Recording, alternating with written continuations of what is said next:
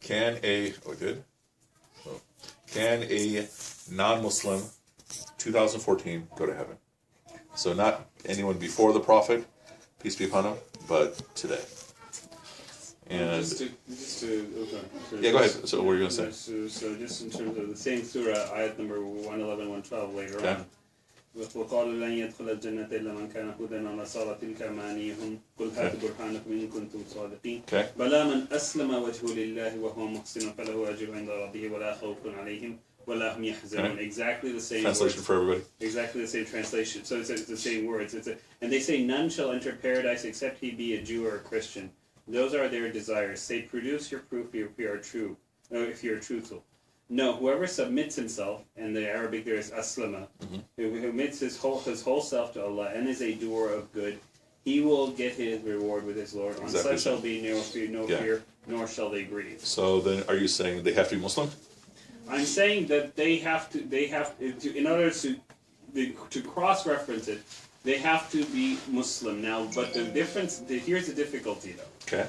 The difficulty is, as opposed to any other faith, Islam is not a birthright, nor is, in other words, I don't know. So when somebody asks me the question, could Mother Teresa have gone to heaven? I don't know what state she died in. Yeah, sure. I don't know. And so for me, so it is actually wrong for a Muslim to answer the question on anybody. Are they going to heaven? Any real person. Any real person. Yeah. On any individual. Are they going to heaven or are they going to hell? That is different, though, than somebody who is definitively, has tried to do good work throughout their life but has not Aslam. Okay. According to this ayah. That's very, in other words, so if there's a hypothetical person who has done a whole bunch of good deeds, will their good deeds by themselves carry them to heaven? This is the question. The answer to that, at least by my understanding, is no. But that doesn't. But that does not allow me to be in judgment on any individual person. Okay, fine. But in the hypothetical. I would say that you have both are there's a dual contingency. Okay. Can't you be a Muslim who submits to God? Like in 2014 in Chicago, whatever, there could be someone who, reached those conclusions of yes, God is one, and He's not plural or anything like that. He reached the same conclusions as Luqman, but. They're hesitant about accepting Islam as we know it today. Because of the cultural baggage. Yeah, so as we know it today. I don't want to wear shalvarkamis. And then people keep talking about these people. What are those people called that they keep talking about? Suf. But they could be the they could be the Muslims that submit to God, but not be a practicing person of Islam as we see it today. Allahu Alam, because you don't know, and so what's the point of speculating on any individual? That's why you don't need to speculate on individuals.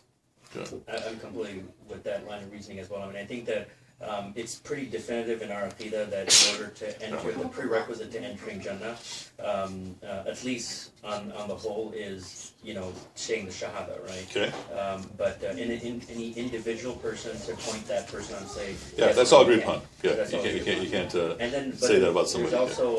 There's also I think you had mentioned that that there will be a point in time where Allah subhanahu wa ta'ala will close heaven off. Like every person who's in hell will eventually leave hell. It's not going to reside in there forever. I mean, I don't know if I heard that from you or someone else. So, in terms of people who will leave hell to go to heaven, it's agreed upon in my understanding across the board that definitely there will be some people, and often that's extended to everyone who has ever had any iman in their heart. Essentially, that's often read any Muslim. And then there's also a minority opinion. I can't call it minority. There's also an opinion, a prominent opinion, that everyone except Shaitan will go to heaven, and perhaps the people who are mentioned in the Quran, like Pharaoh, Abu Lahab. Isn't that that thought, is that associated with Ibn Taymiyyah? So there's a thought with Ibn Taymiyyah that's been taught to me. I haven't read it. And the reason I'm saying that is because everybody in the world misunderstands Ibn Taymiyyah. And so what I've been taught about Ibn Taymiyyah is that he says that because Allah's mercy outweighs His wrath, hell will cease to exist. Correct. I heard that. And that would potentially include everybody inside hell too. Okay. That they would cease to exist? Sorry, go ahead. Go ahead. Sorry, this goes into the area of how does it affect you? Okay. So in Well, other words, this is where we're leading towards. Yeah. in other words, at the end of the day, it's sort of like so it's like when a patient asks me, okay, what is the chances of me, after getting this chemotherapy and going through all the treatment, surviving of breast cancer? And if I say 60%, they're less happy than if I say 80%. Yeah, sure. However, the fact of the matter is, for any of them, it's binary. It's either it comes back or it doesn't come back. That number that I just quoted is, even if it was 30% to begin with, if you're in that 30%, yeah, then great. Great, it doesn't matter, right? So it's the idea that we're worried about where we fit on this curve of from going from Muhammad sallallahu alaihi wasallam to Abu Jahl.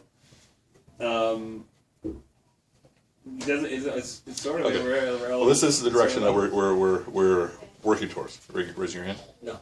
Okay. Where is the Quran categorical in terms of people and their salvation or damnation? Where is it categorical in terms of these people are going to hell? Mushriks. So kafirs and munafiqs, right? So the Quran is categorical. Those people are going to hell. Okay. It's not categorical of anything else. Okay. So it could mean that, like this ayah, like we said, this ayah, you can't use this ayah as proof that Christians and Jews can go to heaven. But it doesn't negate the possibility. It's just that if someone is a kafir, then they're going to hell. Good. And their conduct is irrelevant. They could have the most saintly conduct, but if they're rejecting, okay, they're going to hell. Good. And then munafiqs will be the people who are claiming to believe but they're essentially. So those are the groups essentially that are going to hell. I mean, I agree with Mohi that when it like individually speaking, the answer to these questions may not be relevant. You're not even allowed to. You're not allowed to, but I think that when you're asked that question, you should have thought about the issue enough that you can give an explanation. Yeah, this is what we're the explanation of it doesn't really matter is not acceptable. Sure. Yeah. Okay, so the Quran is categorical. If you reject, you're going to go to hell, right? And if you reject and die in rejection. And so rejection is a conscious thing. It's not the same as being non-Muslim. Hypocrisy, right? And you can, by extension, include being a fasik and all that, right? Then it's hard to argue one or the other using the text of the possibility of non-Muslims going to paradise. It's hard to argue one or the other, but everyone is going to be treated with justice. Yeah. That's usually the most satisfying answer, that everyone is going to be treated with justice. So if you deserve to go to hell, you're going to go to hell. If you deserve to go to heaven, you're going to go to heaven, right? But now moving it into the practical. Question. Yeah. Doesn't nobody deserve heaven? It's all Allah's mercy that That's fair. So I mean, that if you deserve to go to hell, you're going to go to hell. You can do it that way. Yeah. Then inshallah, otherwise inshallah, you're going to go to heaven. One way that I found explained to me is basically what you're saying, that what your good actions are actually will bring Allah's rahmah, and Allah's rahmah will get you. Inshallah. Yeah. Okay. Now moving it into the actual practical. Okay. Remember we had a long discussion about the academic side of free will predestination, then we moved into the practical. The practical here. So you have three possibilities. No, non-Muslim cannot go to heaven. Yes, non-Muslim go to heaven. Third, maybe. Okay. If I say a non-Muslim cannot go to heaven, okay, if that is my belief, and that's a sound belief in terms of the tradition, okay, if that is my belief, then what should be the practical result? You should try to get as many. Yeah, I should be doing da'wah like no tomorrow. Isn't that what the Prophet did? Because take it, you might have heard this metaphor from me before. You're walking down the street, let's say you're downtown Chicago, big crowd, you're walking down the street, then you see there's a van out of control, okay? And it's about to plow in front of these people right in front of you. Instinctively, what are you going to do? You're going to scream. You're going to try to pull people out of the way. You might try to pull people out of the way at the risk of your own life. And that's your instinct if someone's about to get hit by a van. Here we're talking about hell. Okay? Getting hit by a van is nothing compared to hell. So if I honestly believe that all these people around me are going to hell, and I'm not doing da'wah, then there's something wrong with me. Then something's missing in my humanity, because that's the same as, oh, here's a van, good thing it's not me, right? Okay. So the practical result should be that if I say a non-Muslim cannot go to heaven, that I should be doing da'wah. Like I should be begging people. Okay. I mean, effectively. Okay. What if I say, yeah, it's possible? I'm still of the belief that there's no system better than Islam, right? Just like, all right, if you get a really good phone, then you start telling everyone else about it. You should get this, right? You know, new computer, latest fad diet, etc., etc. Instinctively, what we do is we tell everyone, you know, you should do this too, out of the desire for goodness for them. And this is the hard part in terms of our culture, that it becomes embarrassing to say that. But by virtue of the fact that we're Muslim, we're effectively saying, okay, this is the best system of life, at least for me. And so if I'm saying, yeah, it might be possible for you to go to heaven, but it's a whole lot more likely if you're Muslim, then I should be doing da'wah. Okay. Likewise for the maybe. The effective result of, if I have the question, can a non-Muslim go to heaven, the effective result has to be da'wah. Okay. It's more a question of how intensely do I beg people to become Muslim. Okay. That's the practical issue. Otherwise, the only categorical is kufr and then nifaq and those things. Those are going to help. Any thoughts? So that was the third one? Maybe. I mean, so I'm still saying Islam is better. So practically speaking, for people who are actually, including this in their day-to-day routine, what would you recommend for people who are like that? Well, I mean, so the da'wah is not necessarily you should say I believe in Allah and the Prophet peace upon him. The starting point of da'wah in terms of your professional life should be that you should be the best at what you do. Yeah. And best at what you do doesn't mean that you're ranked number one. Best at what you do means that whatever you are working on, you're seeking to perfect it, right? That you have a very strong integrity of character, right? So walking da'wah, so the people who embrace the Prophet, peace be upon him, some embrace the message. I'd suggest most people embrace the Prophet, right? And if you have the capability and the capacity to somehow do da'wah beyond that, actual speaking, then more power to you. But the effect of having, stellar conduct and stellar work, already is something that I do think, if that was in terms of what Muslims should work on, if we ingrained it in our culture to have a culture of excellence rather than the culture of mediocrity that we have right now, I think it would transform many things about Islam in America. I did back in my corporate days, I would openly do da'wah, right? In ways, get in a conversation with people and this and that, And I had to be very careful in the sense that I'm not violating anything in terms of corporate expectations and stuff like that, right? That's the hard part. What I've started to do is I recognize that a lot of folks who are educated do have some belief in God, at least a lot of my friends. They do have some notion of the existence of God, whether or not they are agnostic or whether or not they're actually ascribing to any particular religion. So I've kind of used it as a way to empower people to do the right thing,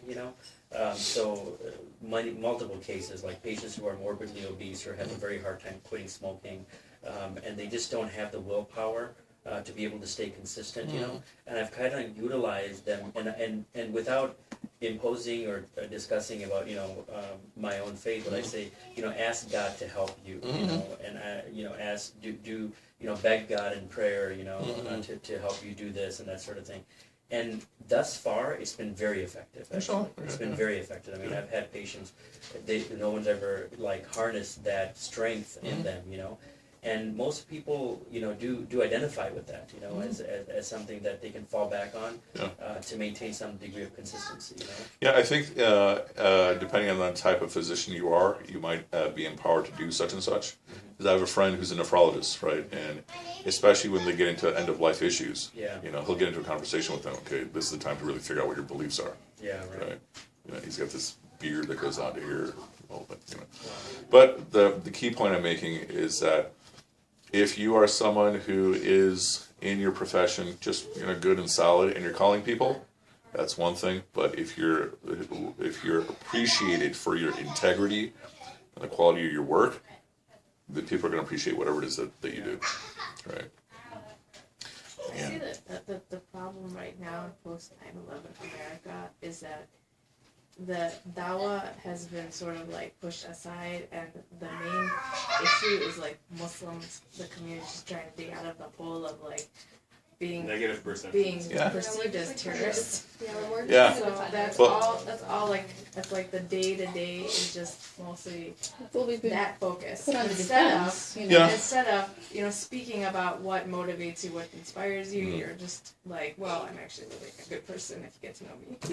Yeah. I mean, I reached the point, after I don't know how many talks and articles in this, that I reached the point where I just decided, okay, there's some people I'm never going to make happy. And so I'm just going to say whatever I want to say, right? When you're at work, you cover your hair? Okay, so that's automatically. So you're not in a position not to. I mean, when people see you, there's already an assumption, right? Whereas, the men can kind of get away with hiding identity and such. But the key point I'm making is dawah is not necessarily you should say La ilaha illallah Muhammad Rasulullah. And if you remember way back in the undergrad years in U of C, there was a particular Sufi group. I actually was there at that lecture. I was actually there at that lecture. Which lecture? So there was a guy who was actually at Cobb Hall, I think, who all these Sufis came in, and they had all the turbans and that sort of thing. And I was there because he stood up at the end of it. He says, "Okay, everyone, repeat after me." Yeah.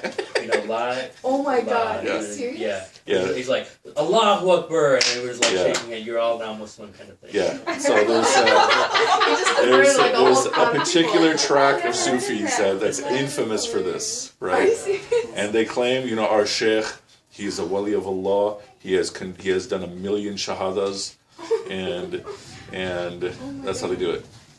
Wow. Yeah. That's kind of like what you did to your friend when she was 8, right? Wasn't there you and Sabrine did that to somebody?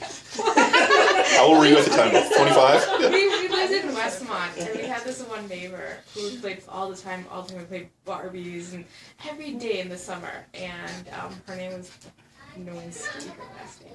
So anyway, I like how she paused and recorded. So one day we were playing a game, and we're like, okay, repeat after us. La ilaha illallah. Sabrina and I, to our non-Muslim friend.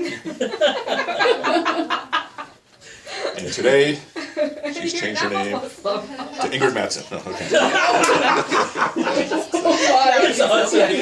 Today, she's Mahmoud Abdurrahman. So yeah, that's the key. That the effective result about the question of salvation, damnation is dawah. Yes, sir. Going into the whole question of, I often, and this is one of those things. In other words, one of my major issues with, I guess let's just stick to the.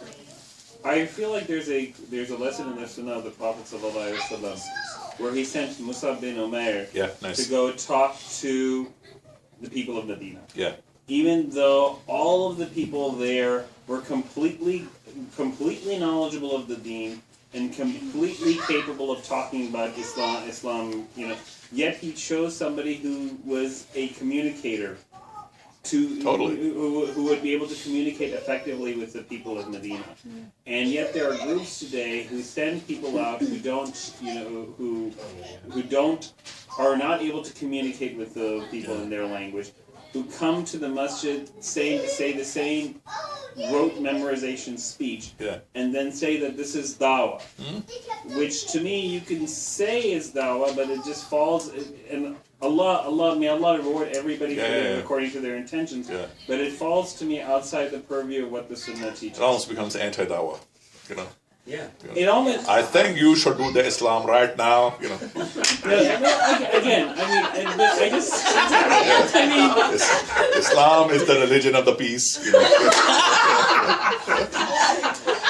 Oh man, you guys have no idea. Those of us who are dinosaurs, you remember those days. That was our speaker. You know what? It still goes on today. Ask Ahmed about it. It happened. We went to the Bosnia rally, and I was like, okay, Muslims should always, just go to a rally, pray, keep quiet, and leave. Yeah, sure. Because otherwise they have 11 imams get up there. They all have that speech prepared. We pray for justice for everyone on the earth.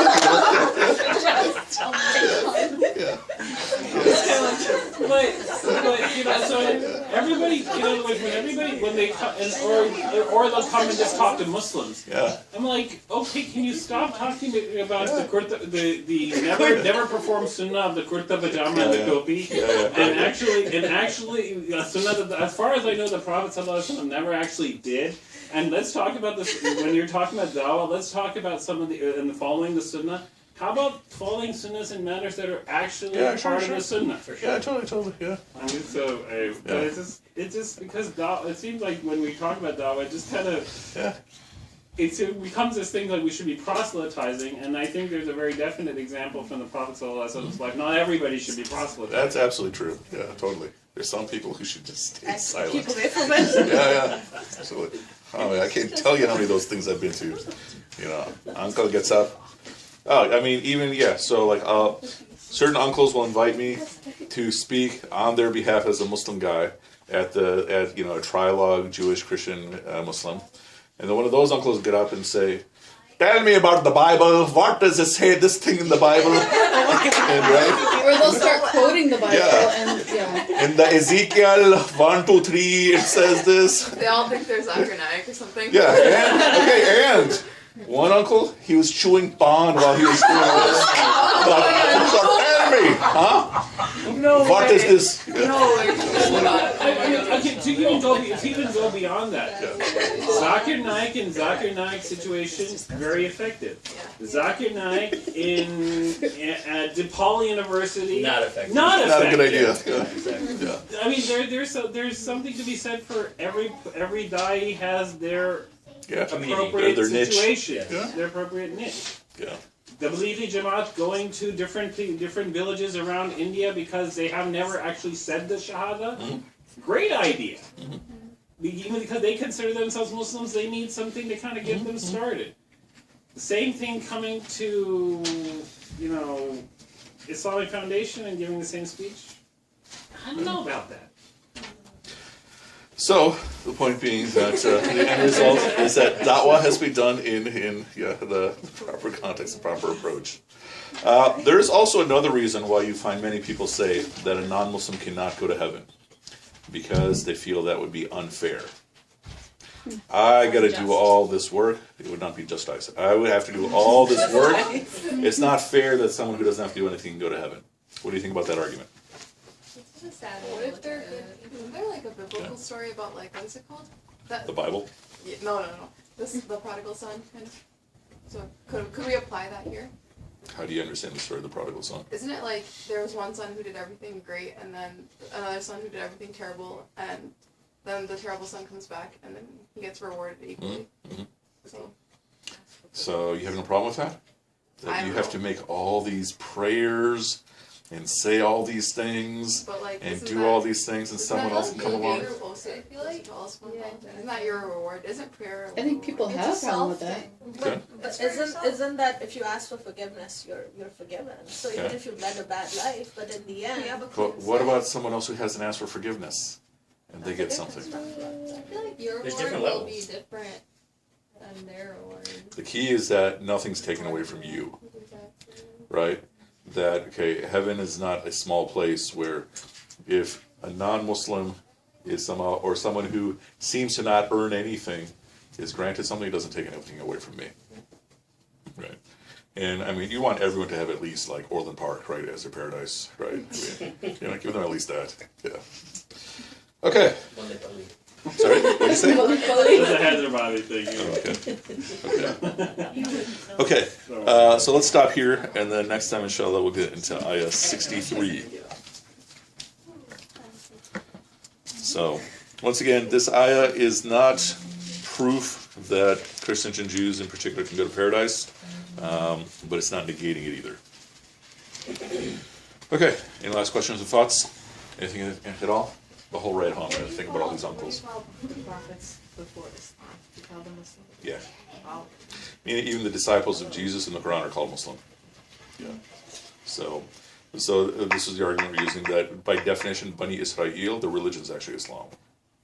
If they're the followers of Moses, peace be upon him. But isn't it like true form of Judaism? Like. So there's a certain uncle who, at a certain local masjid, the interfaith committee wants to make sure he's never involved in the interfaith committee. Okay. But because of his authority and his reputation, he still always manages to come in. So after 9/11, literally after 9/11, some churches and synagogues got together and they said, okay, we got to give Muslims a platform, otherwise there's going to be all this hate. So they invite this Saab to come to speak as the Muslim guy. Okay. And like a student of mine who's like a retired surgeon, he was taking a class of mine. He's told me the story. He's a Jewish guy. So it was at I think a Presbyterian or a Protestant church, and this guy was the moderator, and he's telling me the story. He said, like, this is like the worst experience of my life. This uncle is giving the speech about Islam and this and that, and first and foremost, you know, he says 9/11 was done by the Mossad, okay, in the interfaith dialogue, and so one group of the people in the audience is getting upset, and then someone asked him in a polite way, okay, are there any good Christians? Okay, do you believe that there are any good Christians? And he said, yes, of course, and they are called Muslim.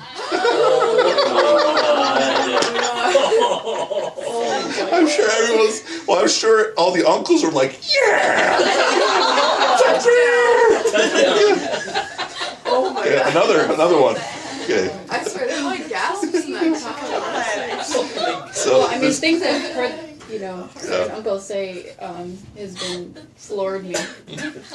There's another uncle who has a reputation for very passionate opinions on things, who was hosting an interfaith dialogue in his community not too far away from here, and someone asked a question about Israel or something, and the moderator uncle, before the event began, is at the microphone yelling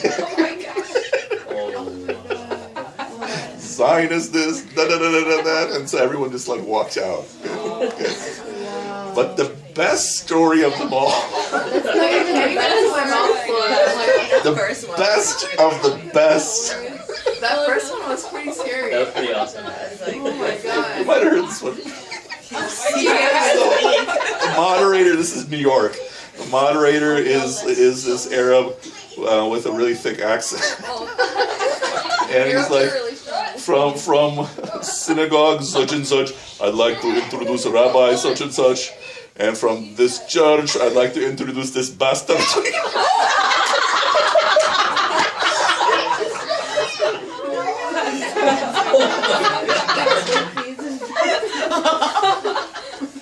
Wow. Yeah. Freudian slip. Oh, I know. Pastor. I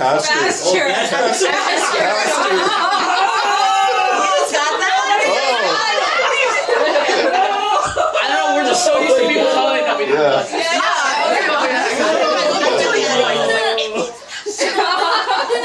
I was thinking. Wow. I was like, being it turns into like P and We don't need this anymore. During the conversation. I can't even the first one. Oh my god. No, I think. Oh yeah, I think that particular gentleman in his particular community, the interfaith community has tried so hard to keep him away, and he just keeps sneaking in. That particular community asked me to speak recently for them, and I'm giving this talk. This Presbyterian community came from like Oak Park or something, and then this gentleman walked in. And so I knew what was about to happen, and all these aunties, they all started like worrying, like, oh, he's tried to like hug him and everything. So, oh, this is such and such, and blah, blah, blah. I like to try to make sure he doesn't talk too much. it's dangerous. It's things people say. I'm allowed to speak. Everyone should have like a license. Like I'm allowed to speak. Oh, yeah, exactly. We should call it a Mozaffar nomadic premise. Yeah, seriously, that's what it should be. Where's your MBA? MBU. Yeah. So yeah. I have a question for you. Yes, sir. Remember, you had made this point, I've heard this point made in other lectures as well, about the Jewish narrative and how the Jews of today still consider all the things that happen to them as happening to them and the church state. Yeah. Do you think that's it? What are your thoughts on that? Like, why do you think that is? Do you think it's just Allah's design that, that the entire community should bear the sins of the folks in the past? Or what do you think is the reason for that? I think there's two reasons. Actually, wait, I thought I asked you about that, and you said that like